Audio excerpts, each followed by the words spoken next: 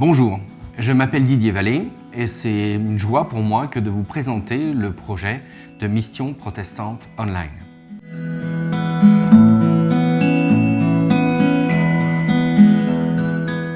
Le projet est né après plusieurs constats. Moi-même, ayant passé plusieurs années en paroisse, j'ai dû me rendre à l'évidence que les lieux de culte se vident au lieu qu'ils se remplissent.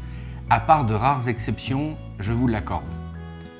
L'autre phénomène que j'ai pu constater, c'est que les jeunes de 40 ans, 30 ans, ont de moins en moins besoin de la dimension communautaire de l'Église.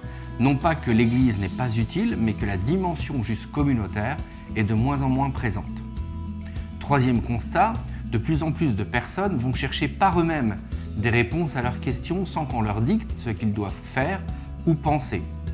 Et là-dessus, il faut quand même ajouter qu'Internet est la première source d'inspiration et la première source d'information de millions de gens à travers le monde qui jour et nuit se connectent et vont vérifier des données ou apprendre d'autres données.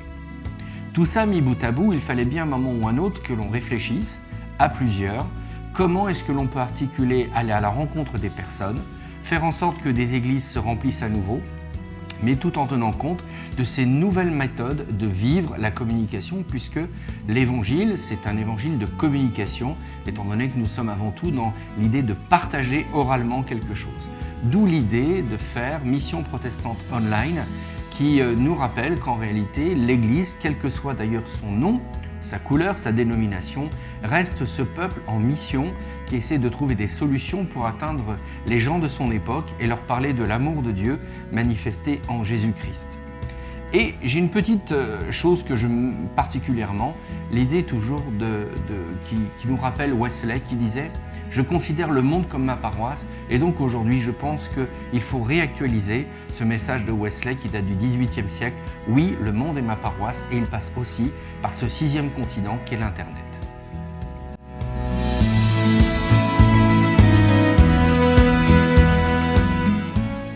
L'équipe qui est derrière est une équipe, on va dire, de bénévoles pour commencer et puis aussi de permanents. Nous sommes 3 permanents. Il y a moi-même en tant que responsable. Nous avons aussi Eric en tant que technicien vidéo qui se charge du montage et du filming. Nous avons aussi Marielle qui est en charge des réseaux sociaux parce que si on loupe les réseaux sociaux, là, on va avoir un petit problème. Et puis nous avons des bénévoles. Nous pouvons citer Michel qui va avec moi s'occuper de la rubrique questions-réponses. On peut parler de Marcy qui va avec moi s'occuper de la rubrique construire sa foi, sans oublier Claire qui va s'occuper de la rubrique sujet tabou et puis d'autres personnes à venir parce que nous avons d'autres projets dans le sens de toujours atteindre le maximum de personnes, mais nous en parlerons bientôt.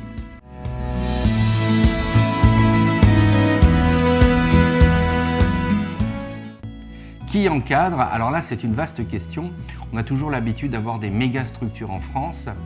Eh bien, nous, du moins le groupe qui encadre, c'est la Mission Protestante de Tradition Méthodiste, qui est née après un projet avec Free Methodist Church, du temps où j'étais pasteur à Strasbourg. Et après avoir quitté mon poste de Montpellier, eh bien, l'équipe de Strasbourg avec laquelle j'étais toujours en contact, on a réfléchi à comment non pas faire un autre lieu de culte, parce qu'il y en a déjà bien assez en France comme ça, mais comment arriver à rendre concret cette vision de Wesley. Je considère le monde comme ma paroisse.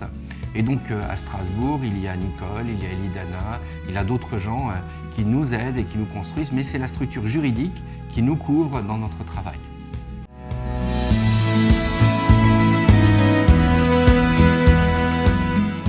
Le soutien, alors déjà pour commencer, c'est celles et ceux qui ont choisi de nous donner. Oui, on est comme toute organisation à but non lucratif, on vit de dons. Mais à côté de ça, nous espérons aussi faire en sorte que assez rapidement, il y ait des programmes de formation qui vont être toujours avec un coût modéré. Mais l'idée, c'est toujours d'arriver à financer le travail. On n'a pas de grandes ambitions parce que c'est 3 postes payés au SMIC, au minimum français, avec derrière des frais, parce que ça coûte de l'argent. Et donc, on compte sur vous. Quelque part, c'est un peu ça, parce que c'est un budget qu'il faut lever chaque mois.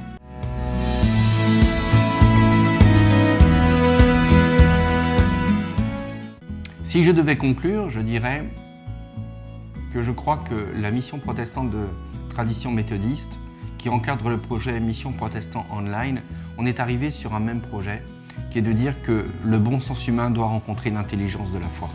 De plus en plus de gens se détournent de la foi pour aller vers le développement personnel, parce qu'ils y trouvent des choses beaucoup plus concrètes dans leur vie.